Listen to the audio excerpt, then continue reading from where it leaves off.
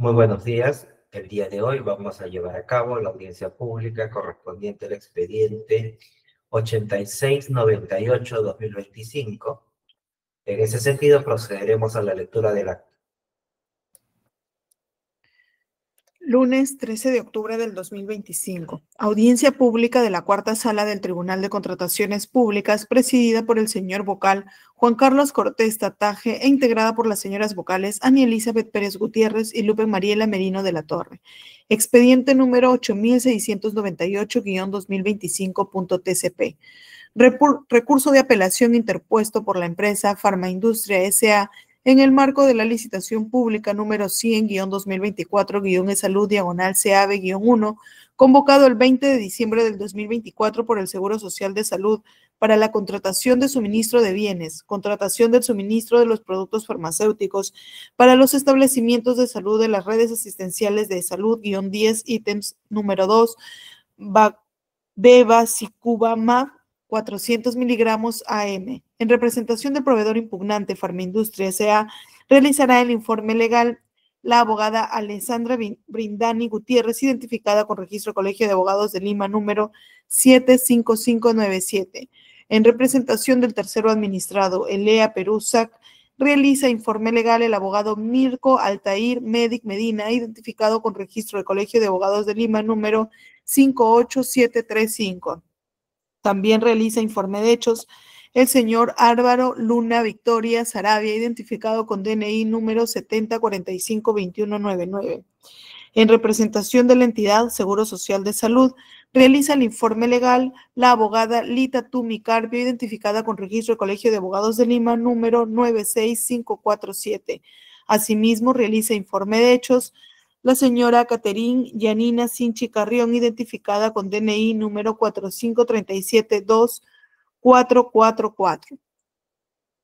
Se deja constancia que interviene la vocal Lupe Mariela Merino de la Torre en reemplazo del vocal Eric Joel Mendoza Merino, según rol de turnos de vocales de sala vigente.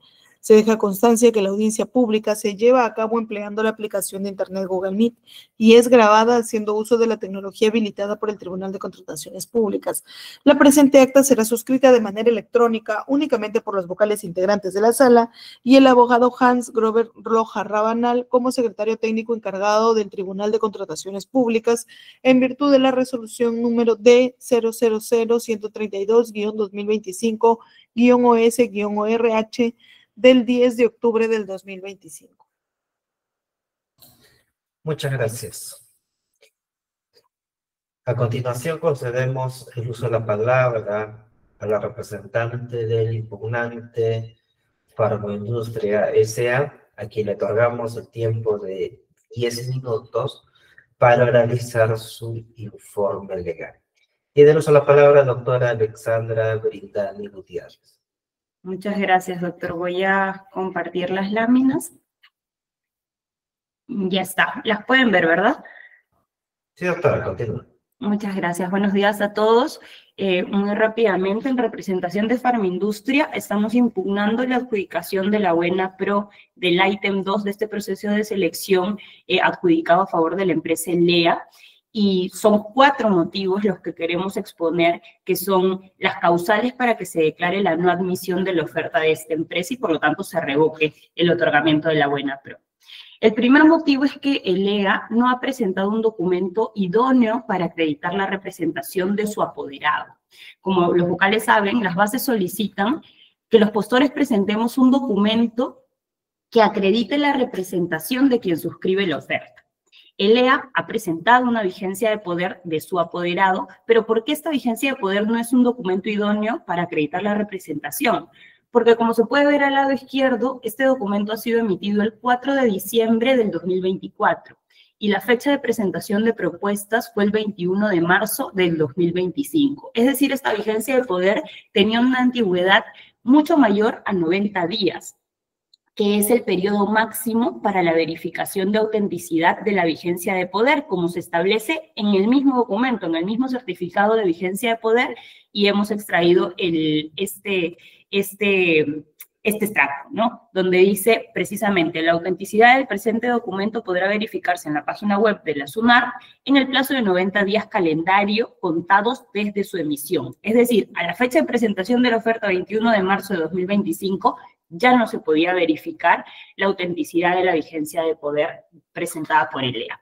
Y ya el Tribunal de Contrataciones del Estado se ha pronunciado sobre un supuesto análogo en la resolución 1084 del 2022, donde el tribunal ha concluido que en la medida que la obligación de los postores es acreditar que la persona que suscribe la oferta cuenta con poder suficiente para ello y por lo tanto tiene que presentar un documento que acredite la representación de quien suscribe su oferta, siendo que los certificados de vigencia de poder pueden ser verificados solo durante los 90 días posteriores a su emisión, los postores debemos presentar un certificado de vigencia de poder que permita dicha verificación.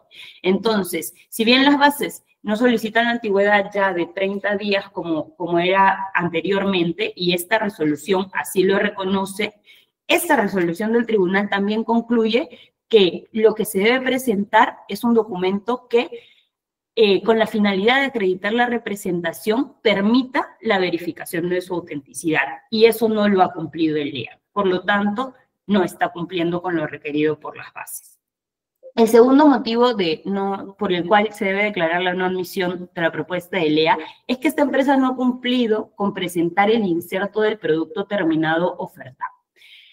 El EA dice, sí lo he presentado, pero ¿qué pasa? Que lo ha presentado incompleto. Como pueden ver en los folios 340 a 342 de la oferta del EA, han presentado un inserto, pero ¿qué es lo que pidieron las bases? Las bases, como pueden ver en este extracto, pidieron que se presente el inserto del producto terminado que oferta el postor, según lo autorizado en su registro sanitario y de acuerdo con las normas sanitarias vigentes. Como lo hemos mencionado, el EA presenta su inserto en los folios 340 a 342. En el folio 340 tenemos esta imagen. Tenemos al lado izquierdo una columna que sería la página 1 de su inserto, lado derecho, página 2. En el folio 341 tenemos la repetición de la página 2 del inserto y la página 3. Y en el folio 342 volvemos a tener la página 1 del inserto. Es decir, en total ha presentado 3 páginas del inserto, solo que 2 de ellas repetidas. Ha presentado la página 1, la página 2 repetida, página 3 y página 1 repetida. Entonces podemos ver que la página 3, que es la última del inserto que ha presentado, concluye en un punto y coma y en una expresión inconclusa. Estos signos pueden incluir dolor abdominal, punto y coma, y se quedó allí. Esto notoriamente evidencia que ese inserto no está completo y de ninguna manera este inserto ha podido ser aprobado así por Digemid. Entonces, de hecho, el tribunal podría hacerle la consulta para verificar esta información. Incluso la entidad confirma que este inserto no está completo, porque en su informe dice, sin perjuicio de lo señalado por la empresa Farmindustria, a la revisión de la oferta de la empresa ELEA, se evidencia que la información parcialmente omitida, y quiere justificar luego, no resulta esencial y que por lo tanto el documento resulta suficiente para verificar la idoneidad del producto. No se trata de que en estas páginas se encuentre la información que la entidad quiere. Se trata de que las bases son claras cuando piden que el inserto se debe presentar según lo autorizado en el registro sanitario, y el inserto que han presentado no ha sido autorizado así en el registro sanitario. Entonces no está cumpliendo con las bases y por lo tanto la no admisión es inminente. El motivo 3 por el cual se debe revocar el otorgamiento de la buena pro de ELEA es que no ha cumplido con presentar el certificado de buenas prácticas de manufactura del producto terminado ofertado. ¿Por qué? El registro sanitario que ha presentado en la propuesta ELEA indica que el producto terminado tiene 2 fabricantes. Podemos ver en la columna claramente nombre o razón social del fabricante o fabricantes. Y tenemos aquí producto terminado, Universal Pharma, y abajo tenemos GH Genelix S.A. ¿De qué se encarga GH Genelix S.A.? De las pruebas de control de calidad, lanzamiento de lotes y almacenamiento y distribución de productos farmacéuticos. El ELEA en su defensa dice, no, él no es mi fabricante. El fabricante, según lo define el propio Decreto Supremo 016-2011, es aquel que se encarga de todas las operaciones que incluyen, entre otras, el aseguramiento de calidad y control de calidad, la liberación, almacenamiento y distribución de productos. Precisamente las funciones que están a cargo de GH Genelix y que se indican en su registro sanitario. Incluso el COA que ha presentado el EA como parte de su propuesta ha sido emitida por GH Genelix. Entonces no se puede desconocer que es fabricante y no ha presentado el certificado de buenas prácticas de manufactura de esta empresa. Por lo tanto, no cumple con las bases nuevamente. Y por último, el cuarto motivo por el cual se le debe revocar la adjudicación de la Buena Pro es que las declaraciones juradas presentadas por el EA no se ajustan a las bases. Las declaraciones juradas de los anexos 1, 2, 3, 4 y el 6, que el 4 y el 6, como saben los vocales, son el del plazo y el del precio, no se ajustan a lo que indican las bases. Los formatos de las bases son los de la izquierda, y como se puede ver en el encabezado, están dirigidos al comité de selección. En la oferta de LEA, estas declaraciones juradas se han dirigido al órgano encargado de las contrataciones. El órgano encargado de las contrataciones no evalúa las ofertas. No las evaluaba antes, no las evalúa ahora con la nueva norma. Las bases indican a quién hay que dirigir esto. Y este defecto no es un defecto menor, ni es un defecto subsanable. Como sabe también los vocales, el reglamento de la Ley de Contrataciones del Estado, que es el aplicable, establece que en el documento que contiene el precio ofertado u oferta económica, como lo es el anexo 6, puede subsanarse la rúbrica y la foliación. Entonces, este error en el que ha incurrido el EA no es pasible de subsanación y es responsabilidad de los postores presentar una oferta correcta. Por estos motivos, corresponde que se declare la no admisión de la oferta de la empresa de ley, por lo tanto, que se revoque su otorgamiento de la Buena Pro. Muchas gracias.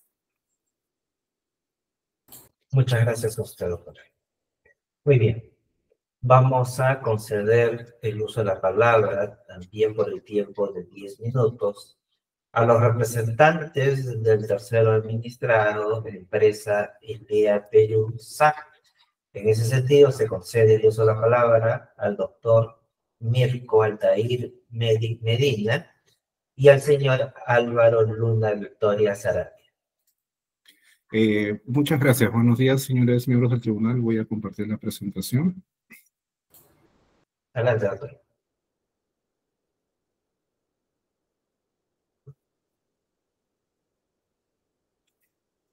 ¿Ahí lo logran ver? Sí podemos visualizar. Muchas gracias. Bueno, buenos días nuevamente.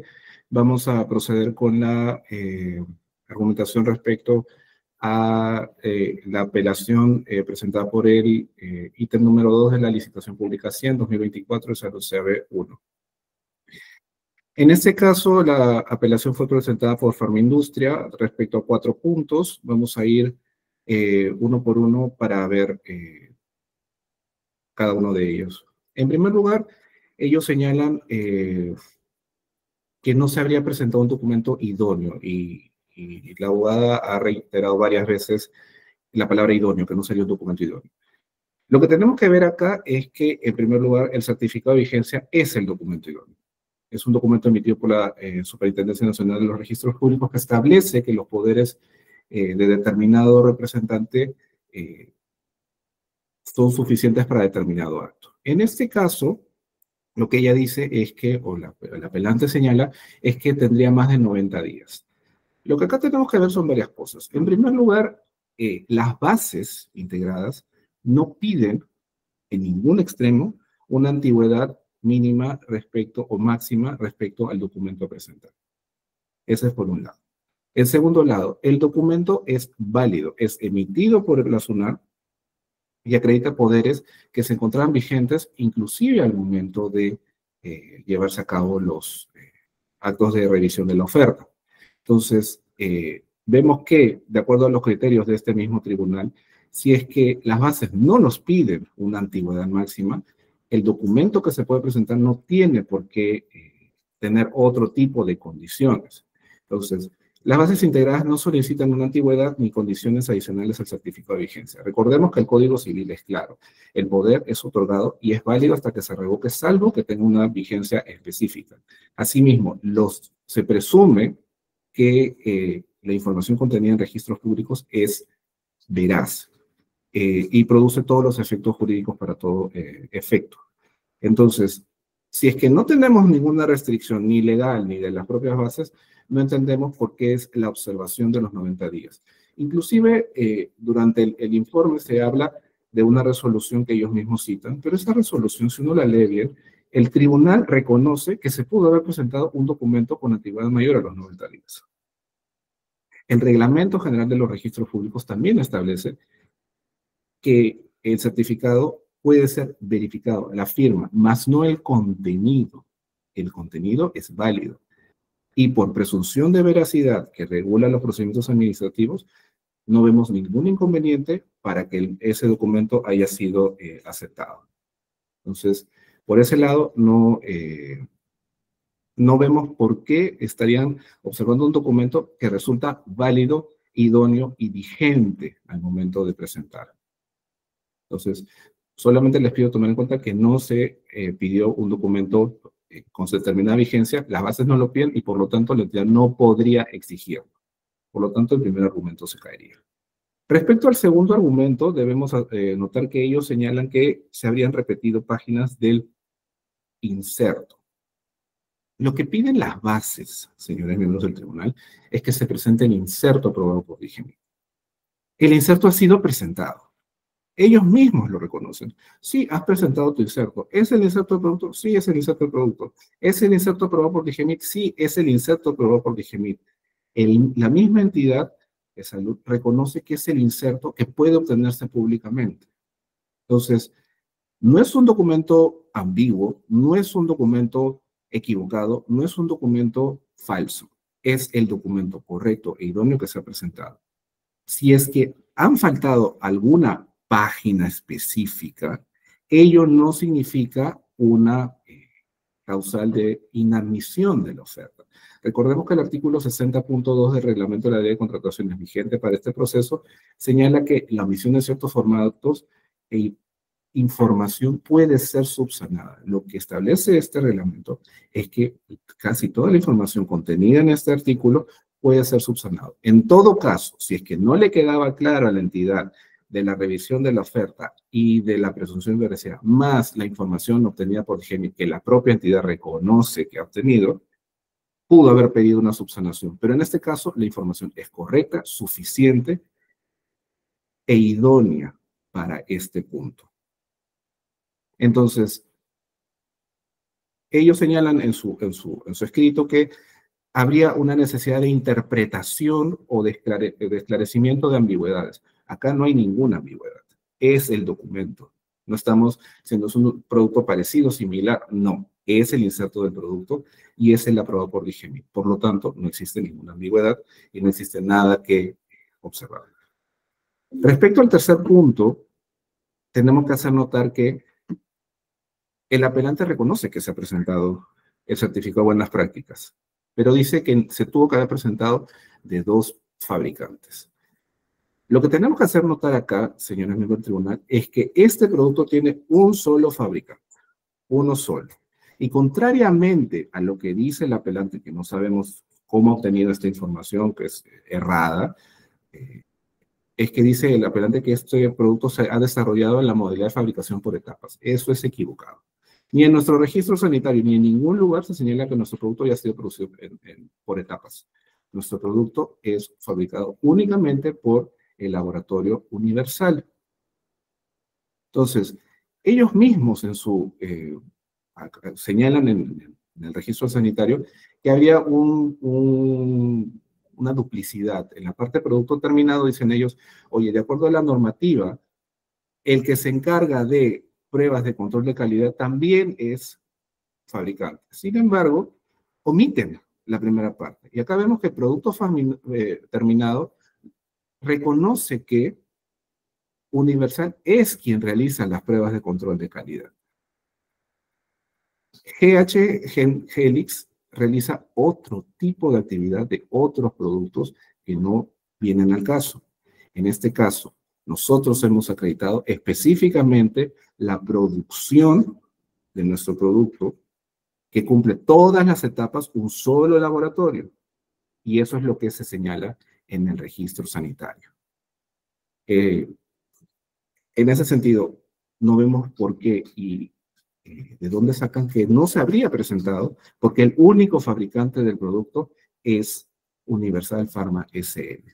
La participación del otro laboratorio no tiene que ver con los productos que se han presentado. Por eso es que solo se requiere la presentación de uno de ellos.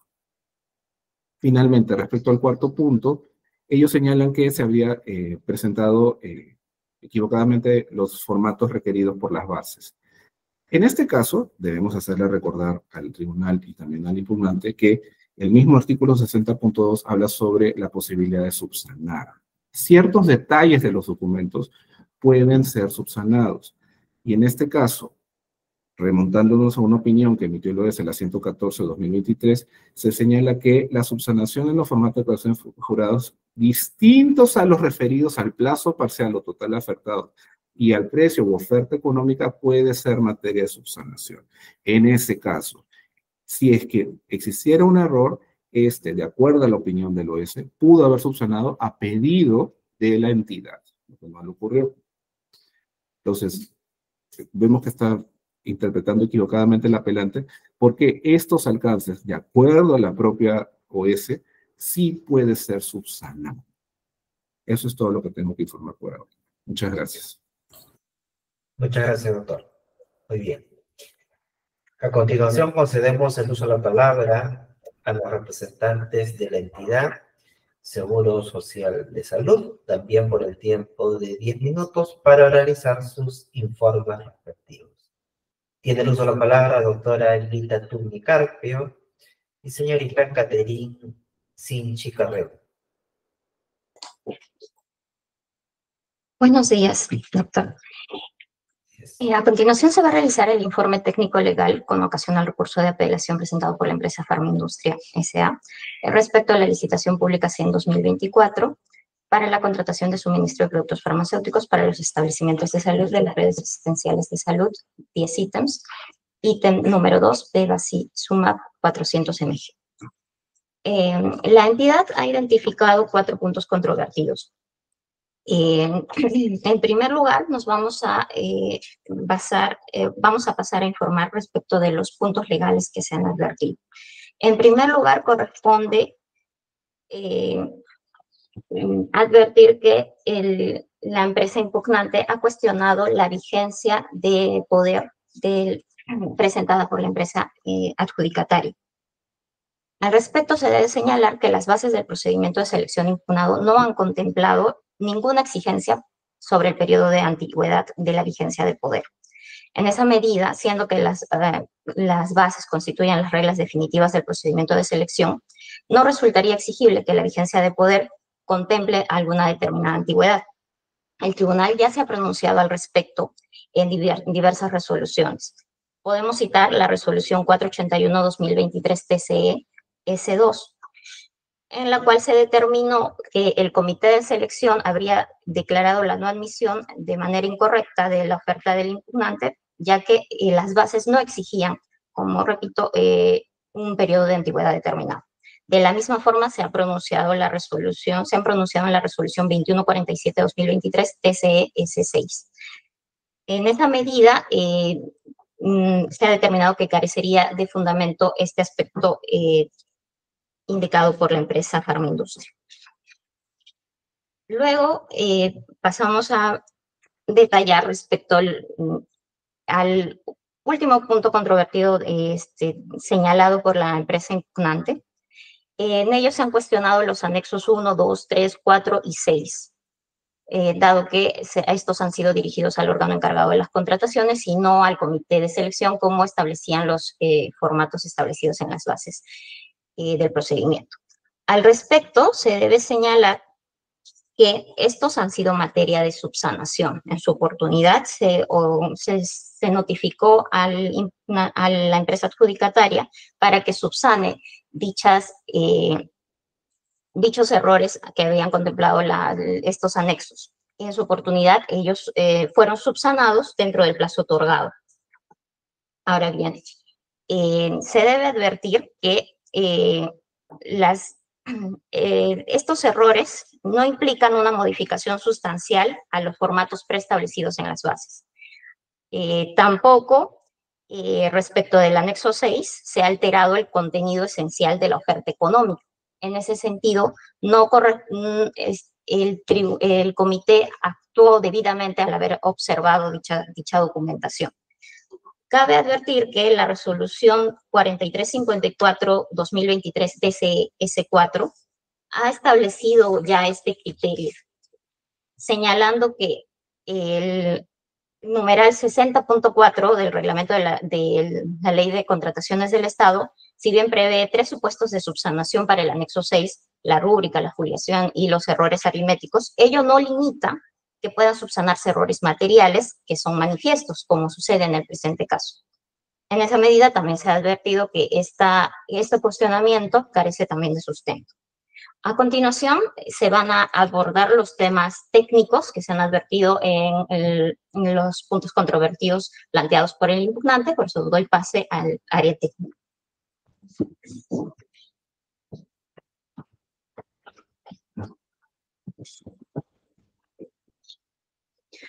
Buenos días.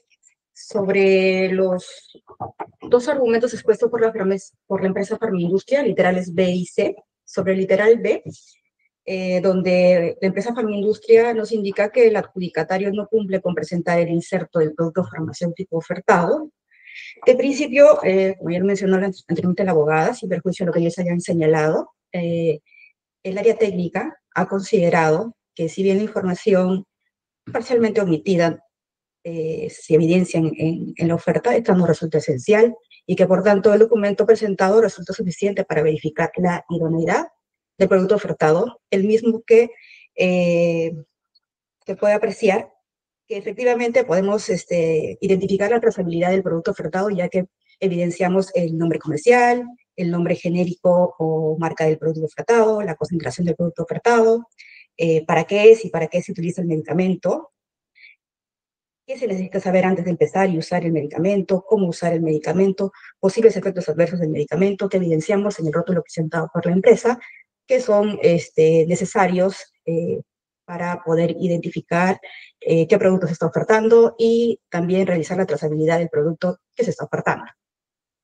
Además que consideramos también que se han adoptado criterios o, bueno, principios como la razonabilidad y la proporcionalidad, ¿no? Amparados en la ley 30225 y su modificatoria, el decreto legislativo 1444, donde nos dice que este principio, razonabilidad y proporcionalidad, obligan a la entidad a adoptar decisiones ajustadas a la relevancia de los hechos observados. En este caso, como ya le he mencionado, en el inserto podemos evidenciar puntos esenciales para que se pueda entender de qué medicamento estamos hablando, ¿no? Sobre el literal C, donde la empresa Farmindustria indica que el adjudicatario no cumple con presentar el certificado de buenas prácticas en manufactura del producto terminado, igualmente sin perjuicio lo señalado por la empresa Farmindustria, estamos hablando como área usuaria, área técnica.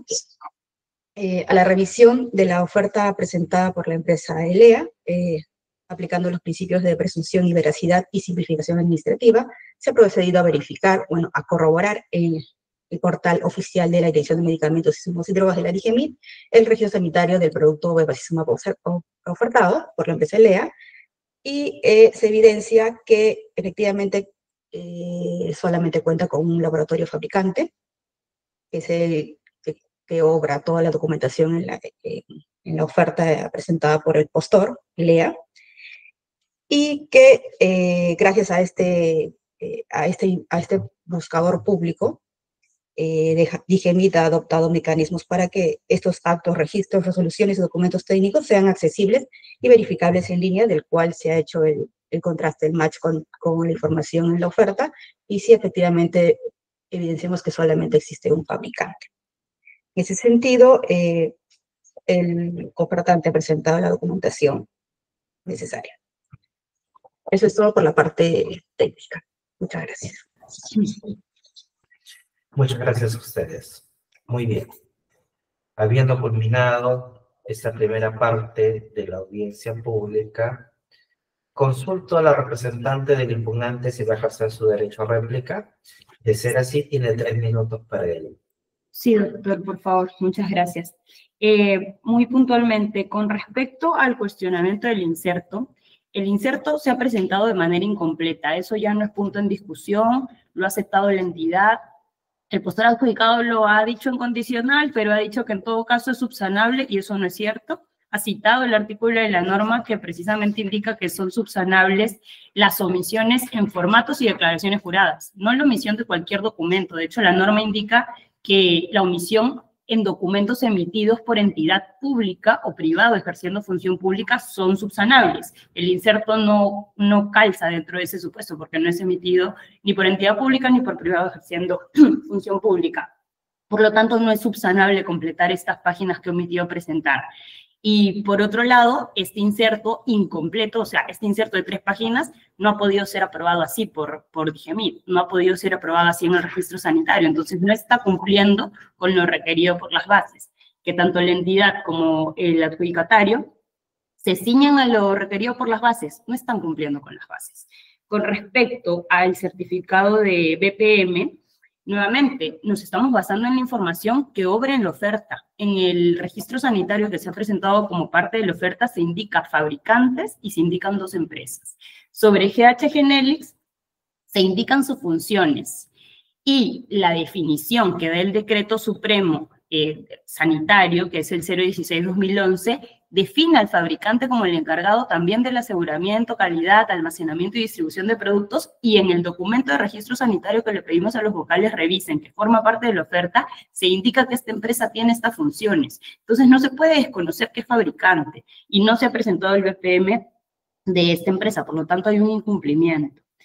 Con relación a los anexos que no se han presentado conforme a las bases, particularmente sobre el anexo número 6, que es el que contiene el precio de la oferta, no se puede interpretar un criterio de subsanación más allá de lo que establece la norma expresamente. Y finalmente, con respecto a la vigencia de poder, si bien ya nos exige la antigüedad máxima de 30 días, tampoco podemos caer en un criterio descabellado de que los postores podamos presentar una vigencia de poder emitida hace 3 años, hace 2 años, hace 1 año. Entonces, si permito que presenten una vigencia de hace 95 días, 100 días, puedo permitir que presenten una vigencia de poder de hace 5 años por presunción de veracidad. No, el tribunal ya lo ha dicho. Tiene que ser un documento que acredite la representación. Y si no se puede realizar la verificación de este documento, no se acredita la representación del apoderado. Y el plazo para realizar esta verificación es de 90 días, como la propia SUNAP lo ha establecido y como se indica en la misma vigencia de poder. Y eso ha sido acogido por el tribunal. Eso es todo, doctor. Muchas gracias. Muchas gracias a usted. De igual modo, consulto a los representantes del tercero administrado si van a ejercer su derecho a réplica. También cuentan con 3 minutos. Sí, muchas gracias. También rápidamente, a ver, acá lo que vemos es que tenemos que regirnos por lo que dice la norma y por lo que dicen las bases. En primer lugar, respecto a la vigencia, vamos en orden por los puntos, respecto a la vigencia de poder, no es un criterio descabellado. Las bases son claras y no piden ninguna antigüedad. Entonces, existe un principio que se llama presunción de veracidad y que las entidades del Estado tienen obligación de cumplir. Sin perjuicio de ello, la información que contiene el certificado de vigencia es válida, no ha cambiado al momento de realizarse la evaluación de la oferta. Entonces no vemos el punto de discusión, que el mismo tribunal lo reconoce en sus resoluciones. Entonces, no es un criterio descabellado. En segundo lugar, respecto al inserto, el apelante insiste en que no es un documento idóneo. Hemos demostrado, y la propia entidad lo reconoce, que el inserto presentado es el correcto. Acá no ha habido una omisión de presentación. Si ha habido algún tipo de descompaginación, eso no significa que el documento no ha sido presentado. El documento correcto sí fue presentado y la propia entidad lo reconoce y es información pública. Respecto al tema del BPM, no entendemos por qué la insistencia de que son dos. Como ya hemos demostrado, la propia entidad lo reconoce, ante la DIGEMI se ha registrado uno. Es un solo fabricante. Que la información del registro sanitario contenga información adicional es otro punto. Pero para el Estado peruano, el fabricante de este producto es uno, que es el Laboratorio Universal. Y la entidad y la autoridad de medicamentos de DIGEMI lo reconoce. Finalmente, respecto a las declaraciones juradas, acá no hay un tema de exageración de la interpretación. Es un tema de interpretación de la propia ley y que el OS lo ha reconocido como hemos mostrado en esta opinión. Les he dicho, en el documento de la oferta no se puede cambiar el monto ni el plazo, pero otros puntos sí son subsanables. Y en este caso, lo único que ha cambiado es un error material respecto a quién va dirigido. Por lo tanto, se ha cumplido exactamente lo que dice la norma y por lo tanto debe ser declarada infundada esta apelación. Muchas gracias. Muchas gracias a usted. De igual modo, consultamos a los representantes de la entidad si van a ejercer su derecho a réplica o hacer alguna precisión. Se les otorga el tiempo de 3 minutos. Buenos días, doctor. Simplemente reafirmarnos en los argumentos vertidos en nuestra exposición oral y dejamos a consideración de la sala los argumentos expuestos tanto por el impugnante como la empresa adjudicataria para que sean su evaluación y puedan determinar el sentido de esta resolución. Gracias. Muchas gracias. Muy bien. Habiendo culminado esta segunda parte de la audiencia pública, consulto a las vocales que integran la sala si van a formular preguntas. Doctora Ani Pérez. Buenos días, señor presidente. No tengo consultas para formular. Gracias. Muchas gracias, doctora. Doctora Lupe Merino. Buenos días, señor presidente. No tengo consultas. Gracias. Muchas gracias, doctora. Doctora Brindani, muy buenos días. Doctor, buenos días. Quería formular algunas preguntas vinculadas a este recurso. Se cuestiona el poder de representación. En efecto, existe una indicación dentro del poder que forma parte de la oferta, en el sentido que la verificación, digamos, se extiende o no podría extenderse a los 90 días, ¿no? Pero cuando vamos a las bases, y ustedes lo han señalado, ¿no? En las bases no se establece una regla específica sobre esa vigencia. Entonces, entendemos, digamos, el argumento, la preocupación sobre la verificación. Ha mencionado una resolución del tribunal, en todo caso también la vamos a valorar. Pero en ese sentido, de acuerdo a las reglas propias de la base, o sea, ciñéndonos estrictamente a las bases del procedimiento de selección, ¿por qué no sería válido esa vigencia del poder? ¿Qué la invalida de acuerdo a las reglas de las bases, ¿no? O si hay alguna información adicional que nos haga llegar a la conclusión que esa información no se corresponde con la realidad, que es una información que de repente está actualizada. ¿Por qué podríamos descartar ese documento? Muchas gracias, doctor, por su pregunta. Me permite explicar un poco más el criterio. Las bases, como bien indica, desde hace un tiempo, ya desde el 2021, dejaron de pedir esta antigüedad máxima de 30 días que antes se establecía en las bases estándar. Sin embargo, las bases también lo que piden en este requisito de admisión es un documento que acredite la representación de quien suscribe la oferta. Ese es el texto, documento que acredite la representación. Entonces, la propia resolución que hemos citado reconoce también que ya nos exige la antigüedad máxima de 30 días y aún así el criterio es que con este requisito de las bases de pedir un documento que acredite la representación de la oferta, el adjudicatario debe acreditar que la persona que suscribe la oferta cuenta con poder suficiente para este acto, para suscribir la oferta.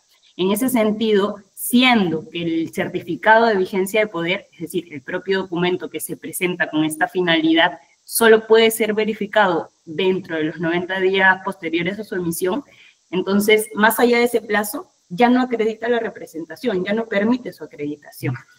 Ese es el criterio, o sea, el propio documento que se presenta con la finalidad de cumplir con el requisito de las bases, no está cumpliendo con el requisito de las bases. No quiere decir que, o sea, las bases no solo piden un certificado de vigencia de poder, como pide un BPM, como pide tal, sino que piden documento que acredite la representación. Este es el requisito, doctor. Documento que acredite la representación. Y este documento ya no es idóneo para acreditar la representación. Ok, me queda claro su tesis en ese punto. Ahora, otro de los cuestionamientos que ustedes formulan está vinculado al inserto, ¿no? O sea, dice que existe documentación incompleta sobre el inserto presentado. Sí. En ese sentido, nuevamente nos vamos a las bases del procedimiento de selección y mi pregunta, porque obviamente nosotros cuando vamos a hacer el análisis del caso tenemos que aplicar también algunos principios. Conocemos que hay principios que superan algunos elementos de formalismo. Y en ese sentido, la consulta es, ¿esa omisión permite o genera el incumplimiento de la acreditación de algún elemento exigido por la base? ¿Genera alguna contradicción? ¿Qué es lo que no se acredita con esa omisión que ustedes alegan? Listo, doctor, muchas gracias. En efecto, bajo la premisa que estamos siguiendo todos los participantes, de que las ofertas deben cumplir con lo requerido por las bases, este inserto no cumple con lo que requirieron las bases. Las bases son las reglas definitivas del proceso, eso lo conocemos y lo hemos sustentado todos en esta audiencia, tanto el postor adjudicatario, y en los documentos para la admisión de la oferta, textualmente se pide que el postor deberá presentar el inserto del producto terminado que oferta según lo autorizado en su registro sanitario y de acuerdo con las normas sanitarias vigentes. El inserto tal como ha sido presentado no cumple con haber sido de esa manera autorizado en el registro sanitario, ni cumple con las normas sanitarias vigentes, porque no contiene toda la información que indican las normas técnicas, la norma sanitaria vigente, las aprobadas por el MINSA, por el Ministerio de Salud, y por lo tanto no cumplen con lo requerido por las bases. O sea, ahí hay un doble incumplimiento. Este inserto, este documento que se ha presentado, no cumple con el requisito de admisión, porque no es el autorizado por el registro sanitario, con 3 páginas, y no cumple con las normas sanitarias porque no tiene toda la información que requieren estas normas. Ok. En ese supuesto, en el recurso de apelación que ustedes han presentado, ¿ustedes señalan cuáles son esos incumplimientos de esas características? ¿Eso podemos recogerlo del recurso? O sea, lo que hemos manifestado sobre las características que no se están cumpliendo, sobre las normas que no se están cumpliendo. No lo hemos detallado así, doctor, porque nuevamente estamos rigiéndonos en que las bases son las reglas del proceso y si no se cumple con presentar un documento tal como lo requirieron las bases, entonces se encuentra en un incumplimiento. Si permitimos que se presenten documentos incompletos, el comité de selección tendría que interpretar que la parte omitida no tiene relevancia, pero eso el comité no lo sabe, porque no ha tenido el documento completo para saber que en esas páginas que faltan no hay información relevante y por lo tanto está ejerciendo una función que no le corresponde, que es interpretar la oferta. El tribunal ya lo ha dicho en reiterados pronunciamientos. Ok, también me queda claro esa parte de su tesis. Y finalmente, hay un cuestionamiento al anexo número 6, que es el precio de la oferta. El cuestionamiento entiendo que es el nombre o a quién va dirigido el documento. Y la tesis que plantea el tercero administrador es una tesis también válida, ¿no? En el sentido de decir, bueno, finalmente las ofertas se tienen en su integridad, la oferta ha sido presentada en el marco de un procedimiento de selección, no hay duda de eso. El monto de la oferta no está en discusión. Entonces, en ese sentido, siendo que existe un error material, digamos, aparentemente evidente, ¿por qué no lo validaríamos? ¿Y por qué, por ejemplo, aplicando principios de eficacia y eficiencia, no podríamos decir, bueno, finalmente se entiende que es parte de la oferta y que no hay una alteración del monto ofertado? Sí, doctor. Nuevamente, y en este caso ya no solo con respecto a lo que solicitan las bases, sino a lo que establece la norma. Y como estamos atendiendo principios, también debemos atender al principio de legalidad que todos los presentes conocemos. El artículo 60 establece los supuestos de subsanación.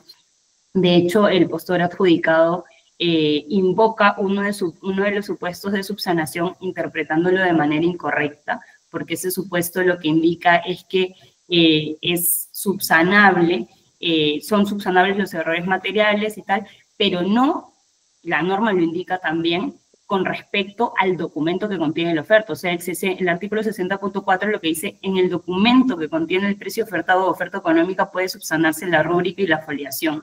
Si es que la norma lo ha establecido así de manera expresa, es por algo, no es un criterio antojadizo, sino es que el legislador lo ha establecido y ha hecho esta delimitación con respecto a este documento en particular por una razón. Si no, no hubiera hecho la precisión y simplemente se hubiera dejado dentro de los supuestos del 60.2 o del 60.1. Llama la atención además que la entidad en su participación dijo que le había requerido subsanar al postor estos documentos, cuando el postor, y lo van a poder escuchar en la grabación de la audiencia, indicó que no se le ha pedido subsanar, que en todo caso debieron pedirle subsanar, pero que no se le había pedido. Entonces hay ahí posiciones contrarias. Ok, doctor. También me queda claro cuál es la tesis que ustedes plantean con el recurso. Muy bien, no voy a formular más preguntas, solo agradecerles a todos por su participación, por las resoluciones de preguntas formuladas, y con ello damos por término la presente audiencia. Se les agradece a todos por su participación. Muy buenos días. Muchas gracias, buenos días.